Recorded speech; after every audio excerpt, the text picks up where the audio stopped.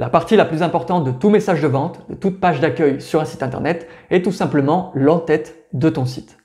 En effet, c'est à partir d'elle que les clients se diront « est-ce que je reste ou est-ce que je repars ?» Et du coup, il est primordial que tu la travailles efficacement avec du copywriting. C'est exactement ce que l'on va voir ensemble dans cette vidéo.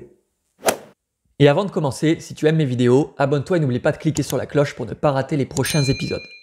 Je publie chaque semaine des formations 100% gratuites pour les entrepreneurs et ce sera le meilleur moyen pour toi de m'encourager à poursuivre ma démarche. Salut YouTube!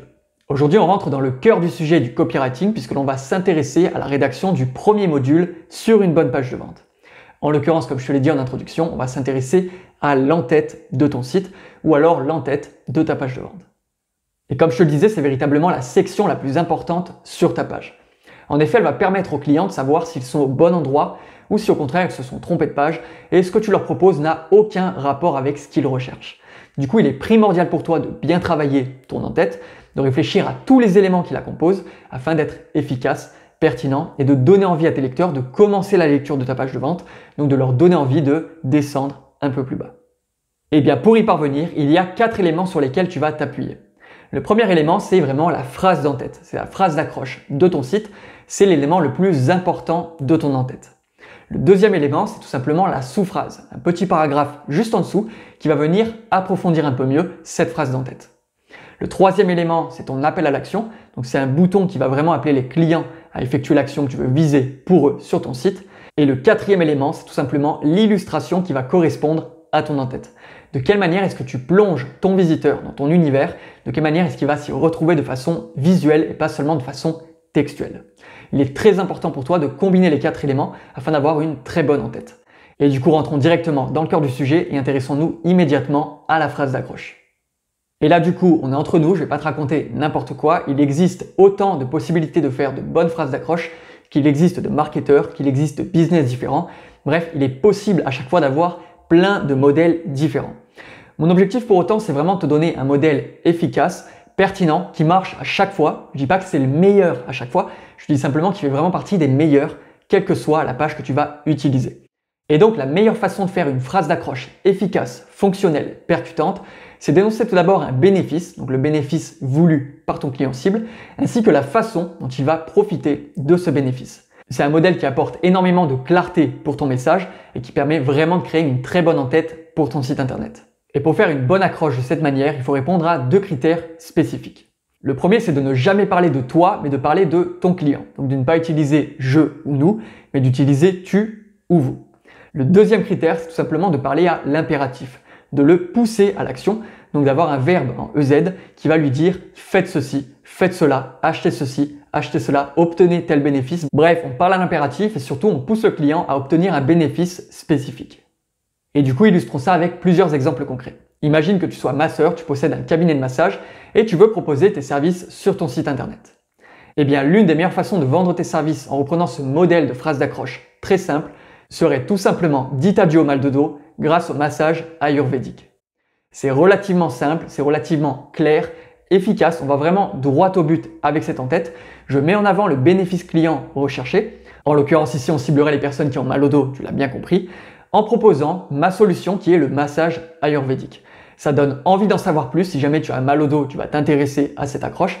Et donc, elle est simple, efficace, elle répond vraiment à un type de client spécifique et elle va lui donner envie de lire la suite de ta page pour savoir qu'est-ce que tu proposes exactement, comment est-ce que tu fais ton massage ayurvédique, quels sont les problèmes auxquels tu réponds, quels sont les autres clients que tu as pu déjà voir dans ces conditions. Bref, découvrir qu'est-ce que tu vas vendre exactement. Enfin, dernier point pour cet exemple, et c'est ce qui fait à la fois son efficacité et sa simplicité, je n'utilise pas de punchline sortie de nulle part. Je ne vais pas dire quelque chose comme « offrez-vous un moment hors du temps grâce au massage ayurvédique ». Ce type de punchline qui n'a aucune signification concrète, ça ne veut rien dire de s'offrir un moment hors du temps, est vraiment à bannir de tes pages de vente. C'est quelque chose qu'utilisent tous les débutants qui entreprennent, toutes les personnes qui pensent que ce sera stylé, ça va vraiment apporter quelque chose à leur branding, mais qui en vérité apporte plus de confusion pour les clients qu'autre chose. Au contraire, va toujours plus simple, donne vraiment le bénéfice visé et la façon dont tu vas y répondre. Ce sera la meilleure façon pour que tes clients lisent la suite de ta page de vente. Prenons un deuxième exemple. Imagine que cette chaîne YouTube sur laquelle je te délivre du contenu soit payante. Imagine que je fasse une page de vente pour te donner envie d'acheter ma formation sur YouTube du coup. Eh bien ici, un message intéressant pourrait être « Doublez votre chiffre d'affaires grâce au copywriting ». C'est relativement simple, une fois encore, néanmoins je t'énonce un bénéfice intéressant qui amène de la curiosité, doubler son chiffre d'affaires, et ce bénéfice d'ailleurs est largement réalisable. Il ne faut jamais faire de fausses promesses, ni faire de promesses que tu ne peux pas tenir auprès de ton audience. En l'occurrence, le copywriting peut largement multiplier par 10 un chiffre d'affaires si jamais on part d'un site qui est très mauvais à la base. Donc doubler un chiffre d'affaires grâce au copywriting, ça donne envie d'en savoir plus, envie de savoir comment est-ce que la personne procède, donc envie de lire la page par la suite. Rappelle-toi une chose très simple, l'entête n'est pas là pour te donner envie d'acheter immédiatement. Elle est simplement là pour te faire lire la suite du message qui lui va être mieux détaillé et lui va permettre de passer à l'achat à la fin. Donc là on a vu deux exemples relativement simples pour lesquels il y a vraiment un bénéfice et un moyen d'action qui sont relativement courts à énoncer. Imaginons maintenant que tu possèdes un site qui a vraiment quelque chose de plus long, pour lequel il est plus difficile de faire une accroche relativement courte et donc pour laquelle tu vas avoir plus de mal à utiliser ce modèle. Comment faire exactement? Eh bien prenons deux exemples supplémentaires pour voir une petite variante de ce côté-là. Et donc cette fois-ci on sort de la prestation de service, on va dans le e-commerce, puisqu'en général c'est le business model pour lequel il est plus difficile de faire de bonnes phrases d'accroche en en-tête de site. Imagine que tu possèdes un site internet qui va vendre des jouets en bois pour les enfants. Pourquoi pas, ça peut être super intéressant. C'est vraiment un marché sur lequel il est intéressant de travailler, quelque chose de relativement frais dans l'air du temps. Et surtout, c'est intéressant puisque tu vas t'adresser aux parents pour acheter quelque chose pour leurs enfants. Ton client final, c'est vraiment l'enfant, c'est lui qui jouera avec tes objets. Néanmoins, tu dois convaincre les parents d'acheter quelque chose. Et ici, l'objectif va être de mettre le paquet sur le bénéfice. En l'occurrence, tu pourrais dire quelque chose comme « Offrez-lui des jouets bons pour sa santé ». C'est relativement précis, ça met en avant l'un des bénéfices des jouets en bois, qui est qu'on n'a pas du plastique dans la bouche, qu'on ne joue pas avec des éléments qui sont peut-être potentiellement toxiques pour un bébé ou un enfant en bas âge. Et ça peut être intéressant de jouer sur cet aspect émotionnel de la vente à travers ce que tu proposes comme produit. Et donc ce sera infiniment mieux que ce que je vois la majorité du temps sur internet qui est de simplement écrire boutique jouets en bois. Certes, je vois l'intérêt SEO, certes c'est pertinent pour mieux ranker sur Google, néanmoins il y a d'autres façons de faire et en l'occurrence on peut faire ça dans la phrase complémentaire, la sous-phrase, qui mettra donc en avant ton mot-clé et qui permettra donc de compléter la phrase d'accroche qui est relativement courte et qui n'en dit peut-être pas assez sur les jouets en bois. Enfin, prenons un quatrième exemple. Imagine que tu vends des bijoux sur internet, pourquoi pas? Ça peut être super intéressant une fois encore. Eh bien, ce que l'on voit de partout, que font quasiment tous les e-commerçants, je pense que ceux qui le font se reconnaîtront dans cette vidéo, c'est d'écrire quelque chose comme « Découvrez notre nouvelle collection de bagues de fiançailles ». Ici, le problème, c'est que ça ne met en avant aucun bénéfice client, tu insistes vraiment sur ton produit à toi, et donc tu ne parles pas du tout de ce que recherche profondément ta cible, donc c'est une mauvaise phrase d'accroche en e-commerce. Imagine qu'à la place, tu écris quelque chose comme « Offrez-lui une demande en mariage inoubliable ». Je pense que tu ressens la différence, je pense que tu peux voir que ce sera infiniment plus puissant pour la personne qui va acheter une bague de fiançailles, sachant qu'en général, ce sont les hommes qui font ça, ça reste majoritaire dans le client cible pour ce type de produit, et en général, ce que cherche un homme lorsqu'il veut vendre des bagues de fiançailles, c'est pas simplement de découvrir des nouveaux produits dans une collection, c'est vraiment d'obtenir une demande inoubliable pour sa future femme, quelque chose dont elle pourra parler à long terme et quelque chose dont ils pourront discuter au sein de leur couple. Et c'est véritablement ça une très bonne phrase d'accroche. Ça doit toujours être le plus simple possible, le plus efficace, le plus percutant, ça doit dégager des émotions, ça doit plonger ton client potentiel dans le bénéfice qu'il recherche sur ta page et surtout ça doit lui permettre de s'y retrouver rapidement et d'avoir envie d'acheter chez toi, ou en tout cas d'avoir envie de lire la suite de ce que tu proposes.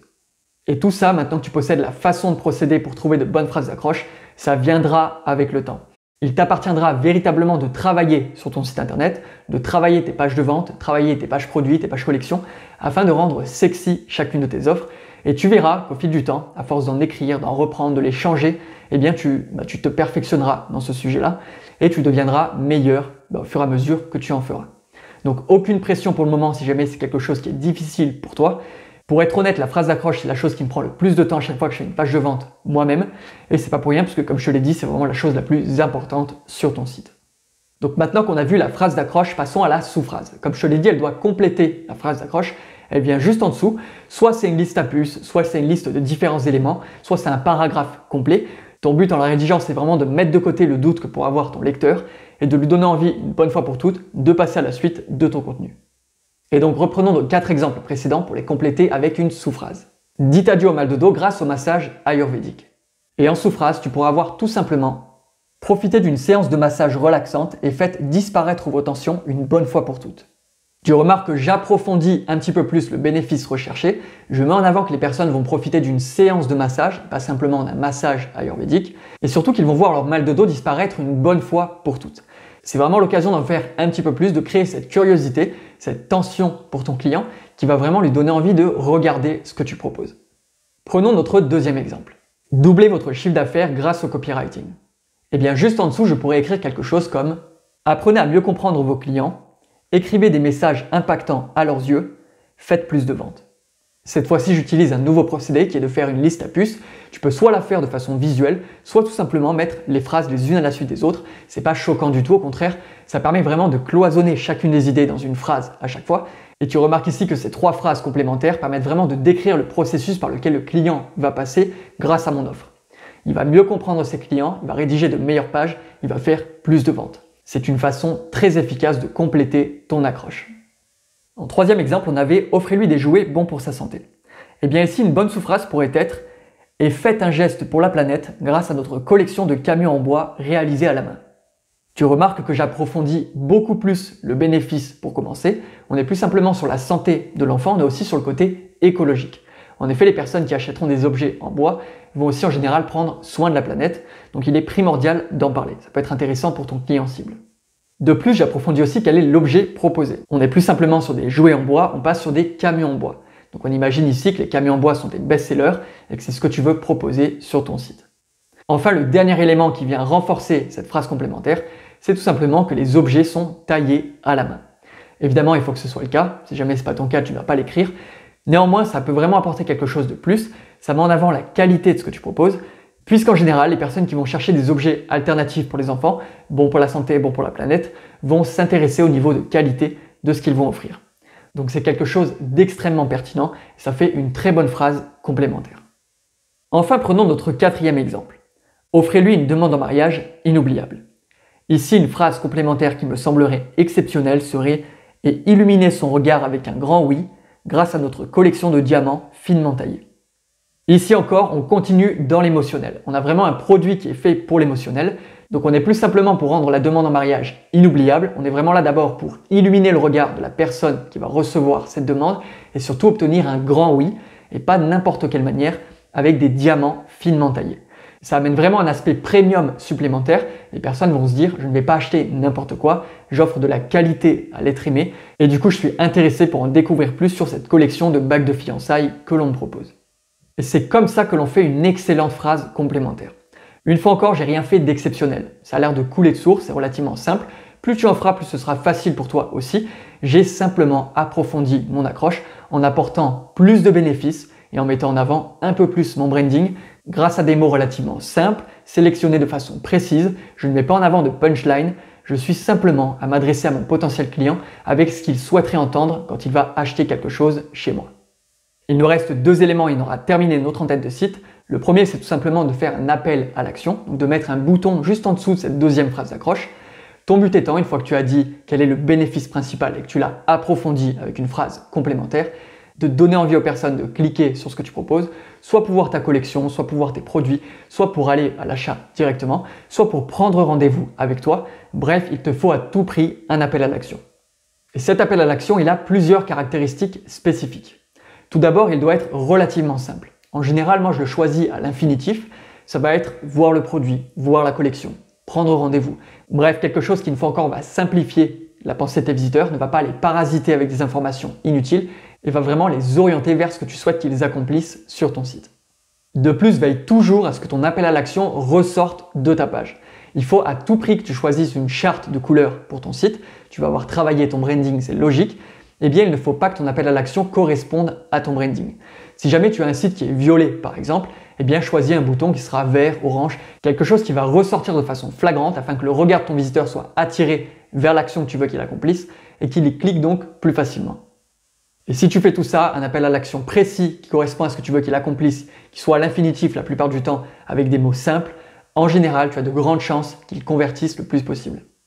Enfin, il reste un dernier élément et on en aura terminé pour aujourd'hui sur l'en-tête, que ce soit pour tes pages de vente ou les pages d'accueil sur ton site. C'est tout simplement le choix d'une bonne illustration et pour faire une bonne image en tête, tu dois répondre à plusieurs critères. Le premier d'entre eux, c'est tout d'abord d'avoir une image qui est contextualisée. Elle doit vraiment avoir un lien avec ton message, un lien avec ce que tu veux véhiculer, elle ne doit pas donner l'impression de sortir de nulle part. Le deuxième élément, c'est vraiment de montrer ton produit ou de montrer ton service afin que tes clients s'y retrouvent plus facilement. En effet, il faut arrêter avec les sites un peu trop modernes, un peu trop épurés, qui mettent simplement une phrase, un code couleur et qui ne donnent pas du tout envie d'en savoir plus. Il faut vraiment que tu mettes en avant ce que tu proposes pour tes clients. Enfin, et ça c'est vraiment l'idéal et c'est ce que quasiment personne ne fait, il faut vraiment mettre en scène ton potentiel client en train d'utiliser ton produit ou ton service ou tout simplement heureux après l'utilisation de ton produit ou de ton service. Donc typiquement, si jamais tu vends des massages, tu pourrais montrer une personne qui a l'air heureuse, détendue, en train de se faire masser, qui est donc souriante. Ça va donner envie aux personnes d'en savoir plus et de découvrir comment à leur tour elles peuvent être heureuses, détendues, en train de se faire masser. Si jamais tu veux vendre du copywriting, n'hésite surtout pas à montrer une personne qui a l'air heureuse, détendue, en train de taper sur son ordinateur et pour laquelle dans le fond de l'image, on pourrait par exemple voir des graphiques qui montent vers le haut. Donc sous-entendre en vérité que son chiffre d'affaires a augmenté. Ça peut être une très bonne manière d'illustrer ce que tu veux véhiculer. Si jamais tu vends des jouets en bois, il ne faut surtout pas simplement montrer tes jouets sur ton en-tête. Au contraire, essaie de montrer des petits enfants en train de jouer avec un camion en bois, par exemple, et mieux encore, essaie de montrer un papa, une maman, un grand-père, une grand-mère qui utilisent le camion en bois avec le petit enfant sur la photo. Ce sera vraiment la chose la plus impactante que tu pourras montrer. Ça va vraiment permettre à la personne qui lit ta page de se projeter avec son fils ou son petit-fils, par exemple, et d'avoir encore plus envie d'acheter tes produits. Enfin, si jamais tu vends des bagues de fiançailles, ne montre pas seulement ta bague dans son coffret. Montre véritablement la bague portée par une femme qui vient de recevoir une demande en mariage, par exemple, mais mieux encore, montre un homme et une femme dont la femme porterait une bague et serait heureuse de la porter, qui se regardent tous les deux dans les yeux et qui ont donc l'air heureux tous les deux et amoureux tous les deux. Ce sera la meilleure façon de faire se projeter ton client cible qui va acheter sa bague de fiançailles chez toi. Et avec tout ça, on en a terminé pour aujourd'hui. Comme je te l'ai dit, l'en-tête sur un site, l'en-tête sur une page de vente, c'est la chose la plus importante. J'espère véritablement que tu as conscience de la valeur que je t'apporte sur YouTube. Ça me fait vraiment plaisir de te véhiculer ce genre d'informations et j'espère vraiment que ce te sera utile par la suite. Pour moi, c'est vraiment de l'or en barre. Le jour où j'ai découvert cette chose-là, le jour où j'ai commencé à l'appliquer pour moi et mes clients, ça a révolutionné ma façon de faire des pages de vente et ça a révolutionné ma façon de convertir par la suite. Avec tout ça, désormais, tu n'as plus d'excuses pour faire d'excellentes en-tête sur ton site internet. Et donc, la prochaine chose que l'on verra ensemble, c'est de commencer ta page de vente progressivement, point par point. Donc, si ce n'est pas encore fait, abonne-toi à cette chaîne YouTube pour ne pas rater les prochains épisodes. Merci d'avoir passé du temps sur cette vidéo qui était un peu plus longue que les précédentes. Et du coup, tous les deux, on se voit ensemble dans le prochain sujet.